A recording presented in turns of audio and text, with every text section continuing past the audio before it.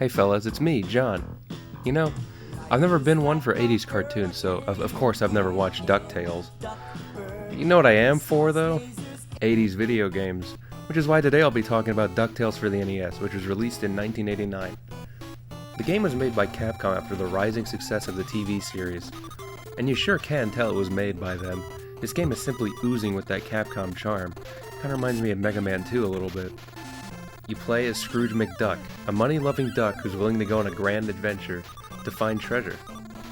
With the help of his surrounding family, he explores across the globe, killing bosses and finding the treasure. I'm gonna get sick of saying treasure by the end of this, I bet. Scrooge has a unique ability, though. You see, he's a very old duck, so he often walks around with a cane. But if you jump and press down and B in midair, he'll stick his cane under him and jump from it like a pogo stick. Now, I'm not sure if he ever actually does this in the show, but it's really fun bouncing around the levels once you get used to it. You can also hit things with the cane, but it's only useful in some spots. You can't use it to kill enemies, so most of the times you're just hitting rocks out of the way, or you can cause Scrooge's brains to rattle. I think a nice thing about this game is you're given a choice of what levels you want to go to first. It's like Mega Man, again.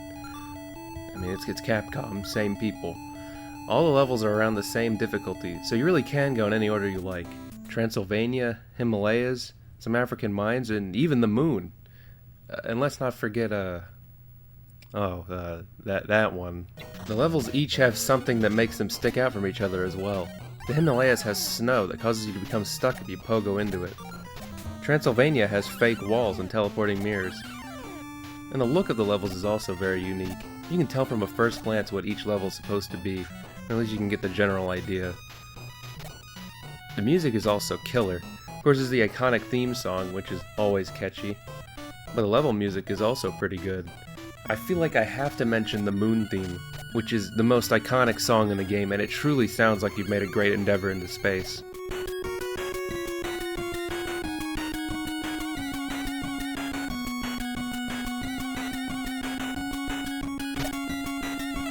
But my favorite song is probably the African Mines.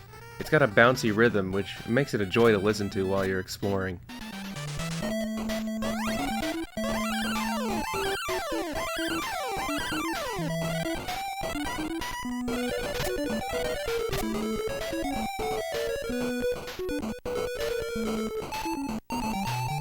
Speaking of exploring, there's a whole lot of it to be done here. Levels in this game are large, and they're not quite massive enough to get completely lost in, but they're large enough that there's still plenty of secrets to uncover, while keeping the objective straightforward.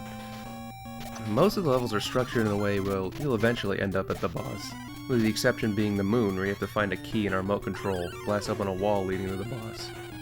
It's pretty much the same structure, but with more steps. But man, the amount of secrets in this game is insane! You'll think you have found everything the first time through a level, but then on a replay you'll discover something you had no idea existed.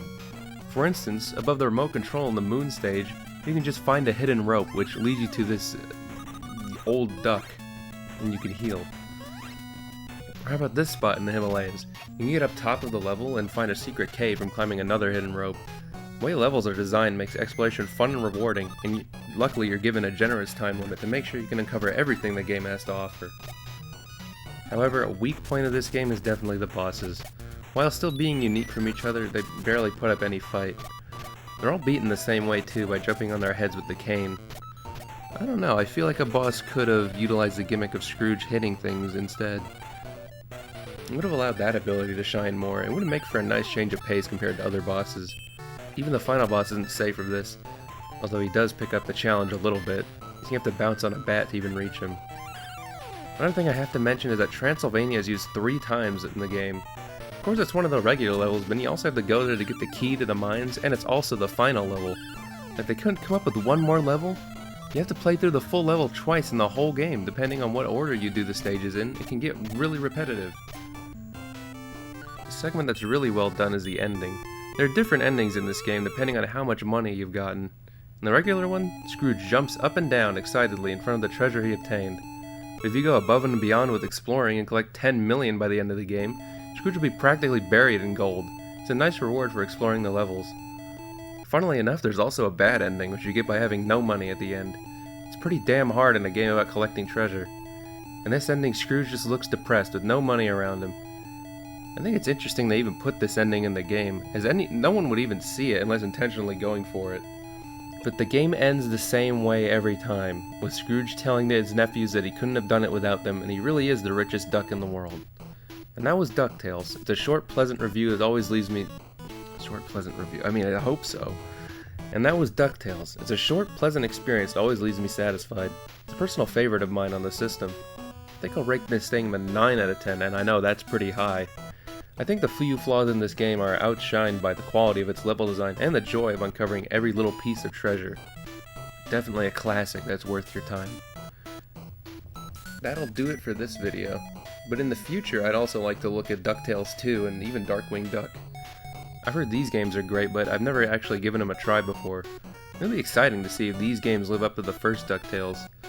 Also, yeah, the Final Fantasy review was supposed to be coming out next, but it's taking a lot longer than I thought it would. I'm about halfway through the game, and I figure I should take a look at a different, shorter game so I can have something for you guys to watch in the meantime. Hopefully that review is finished soon. Anyways, take care and see ya.